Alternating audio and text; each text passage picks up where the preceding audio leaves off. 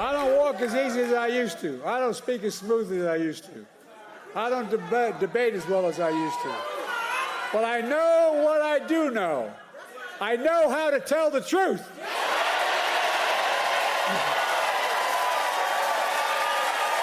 I know right from wrong. And I know how to do this job. I know how to get things done. And I know, like millions of Americans know, when you get knocked down, you get back up. We're back with Michael Steele and the Reverend Al Sharpton. I mean, Rev, that should be cut into an ad, and it should be the most money they've spent on TV so far. That should be running on broadcast, cable, digital in every swing state by the time we all wake up tomorrow morning. I mean, that's a person who could win. And I think a lot of Democrats, to Cornell's point, ran away from the president after coming to the conclusion that the person they saw last night wasn't. I think that ad should be on now, less known in the morning. Yes. And I think it speaks for so many people, because then you start saying, yeah, I've been knocked down. That is Joe Biden's story. What I said, I got calls all night, and I'm sure I will get calls. This is not going anywhere for a long time. But I kept saying to them, I said, do you have a short memory? Just a few years ago, to be exact, 3.5 years ago, I happened to be in Charleston, South Carolina, the morning after the Democratic debate, having a minister's breakfast for National Action Network, and all of the candidates came. Joe Biden had entered the race. He was embarrassed in New Hampshire and Iowa. Jim Clyburn and him hooked up, and he took off.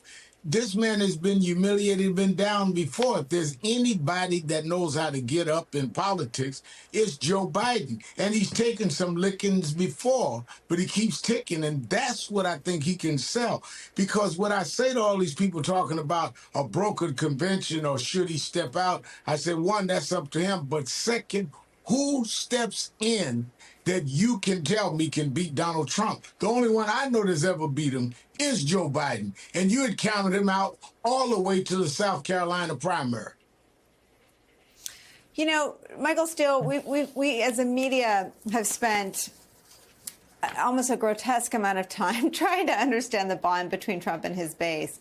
And a very, compared to that, very small amount of time trying to understand Joe Biden's tie to his.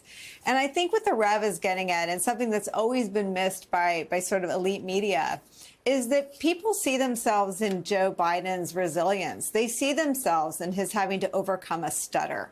They see themselves in the agony of losing a child and a wife and a daughter. They see themselves in parenting someone who struggles with the disease of addiction. Now, I don't think anyone can see themselves in him having to watch his own government prosecute his own son and then saying that he loves this country so much and the rule of law that he won't pardon him. That's almost next level. But there is something that we miss about the voters and the Biden base's ties to Biden that I think really is underscored by that clip from today's speech.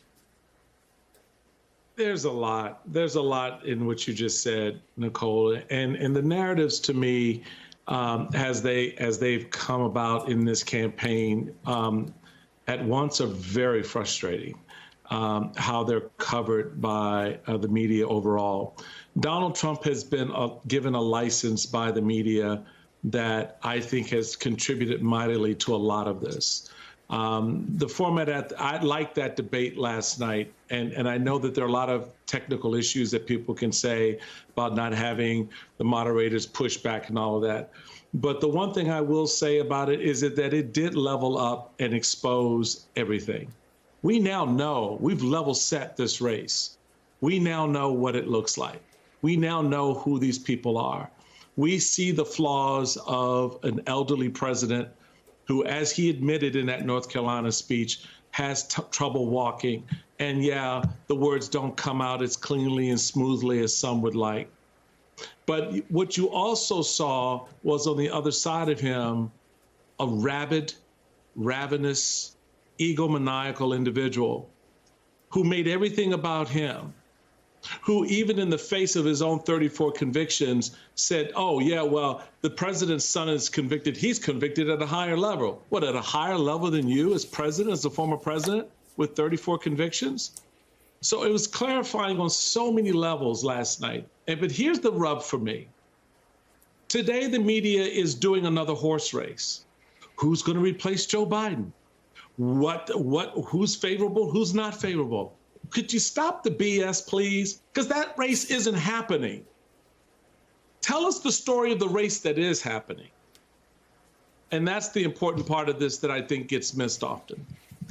Hey there, MSNBC fans. I'm Luke Russert, and be sure to join me, Rachel Maddow, Jen Psaki, Lawrence O'Donnell, Steve Kornacki, Joy Reid, and many more September 7th in Brooklyn, MSNBC Live Democracy 2024. Click on the link for ticket information.